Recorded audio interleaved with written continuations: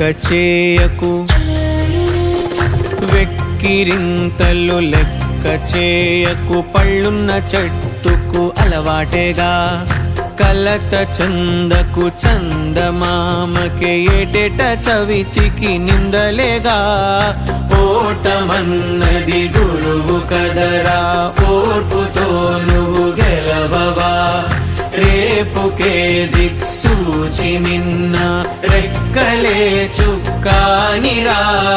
నీరు నేల ఆకాశం నీపై చూపెను పాశం, దారే తప్పిన పాదాలు గాడిన పడితే సంతోషం.